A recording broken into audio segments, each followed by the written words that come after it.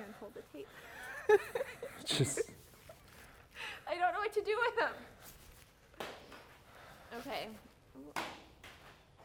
Okay, let's That was just a do good this one. thing. And go. See, I'm doing the pointing thing. Better than this. Hey guys. You go.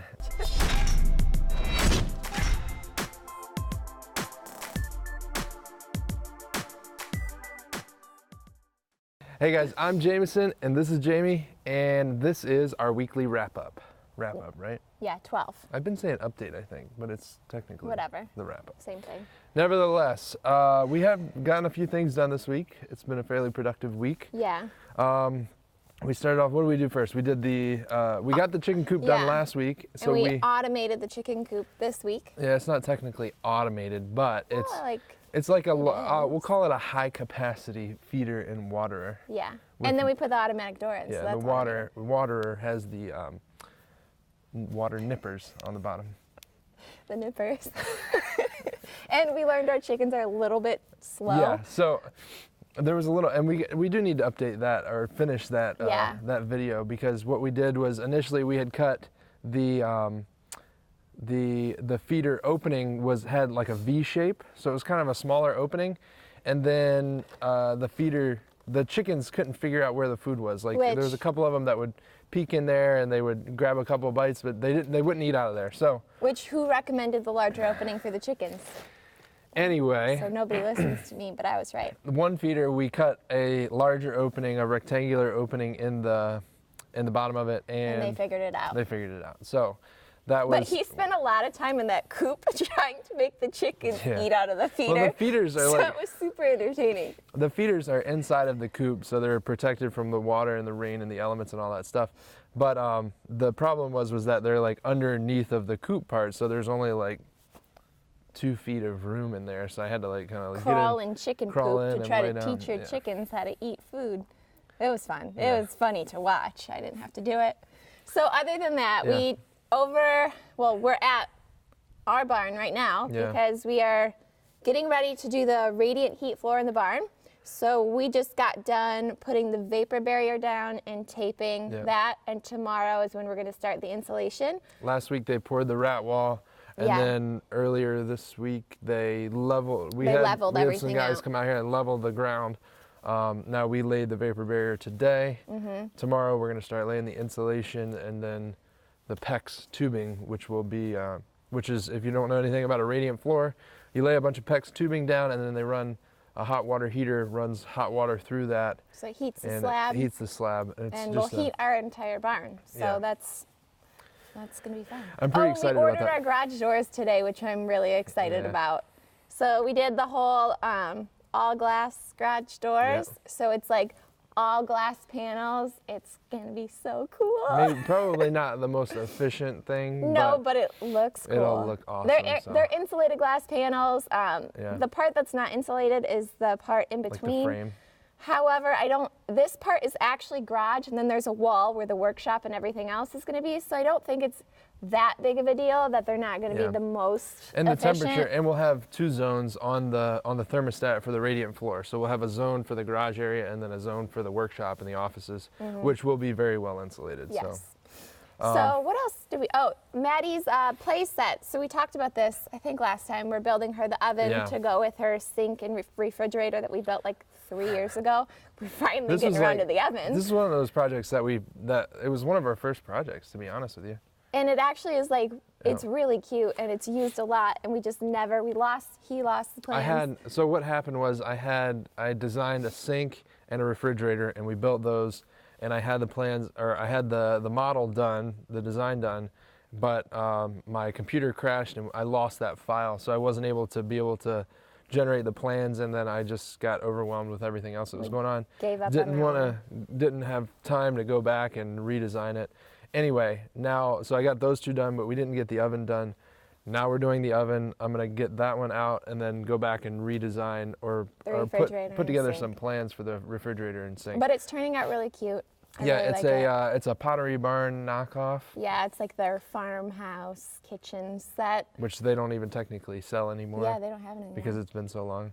nevertheless, it's a cool set and it looks great. Yeah. So we got that done. The other thing that we're kind of working on in the background right now is the cabinet videos for the house that we flipped. So the entire kitchen, we built all those cabinets and installed them. So we're going to put out plans and videos for each one of the standard base cabinets, the sink cabinets, Lazy Susan, above the refrigerator, stuff like that, just to give you an idea of the construction and the basic principles that goes behind the design of those cabinets. So what we're gonna do is we're gonna save them all up and try and have maybe a cabinet week or 2 weeks where we just, it's just like kitchen renovation and we just release a bunch of plans. So just knock it all out, get that out there so we don't, so it doesn't get old. Yeah. But yeah, other than that. That's it.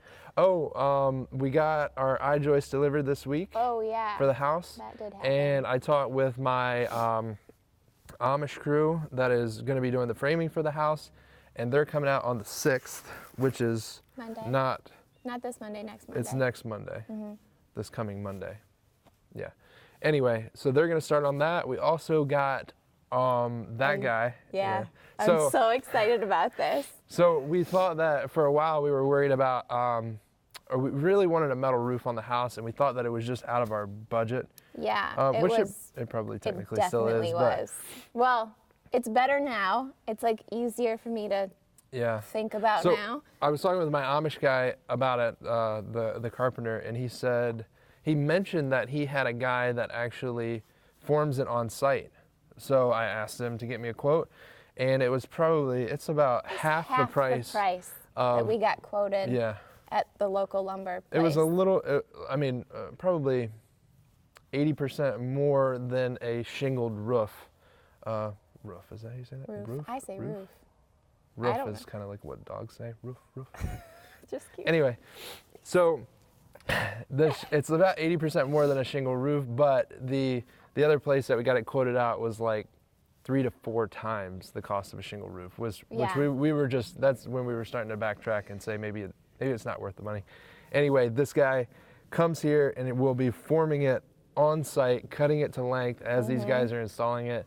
So it's worked out great. I'm excited to see that. And it's the standing seam roof, everything that what we wanted. Yeah. So I am very excited that worked out for us, because there was a while where I was a little touch depressed about it. Yeah. It was just my dream to have the metal roof, and I was like, oh, we're not going to be able to afford that. That's ridiculous.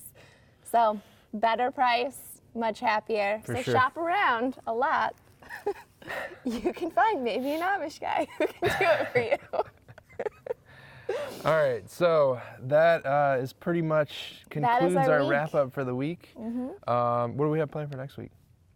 This floor. This floor? Yes. Are we doing any projects next week? We're finishing the oven.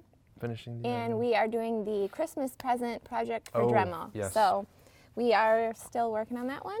Yeah, we had a little snafu. We did. We were going to be doing kind of like a self-watering planter out of a wine bottle. Yeah. And we were trying to cut the wine bottle with a Dremel. Which will work. Which they have a glass, it's a diamond cutting wheel. And we tried it on 2 different bottles, and we just had a real big problem with the glass just starting to crumble. So I don't know if there's something that we're doing wrong. Maybe there's, you're supposed to go on a lower speed. I think we were doing mostly higher speeds. Yeah. I know I've seen people where they squirt water on it to try and keep the glass cool while it's being cut. Which I guess that works like a tile saw. You use a wet saw, right? Yeah. We're gonna work on it. So if you know anything about cutting glass or glass wine bottles with a Dremel, preferably, because they are our sponsor and we're trying to use those products, let me know. Hit me up in the comments and let us know if you have any tips or tricks for that stuff. Other than that, wrap it on up. Go on. Be safe and happy building. We'll I knew I remembered it. See you next time, guys.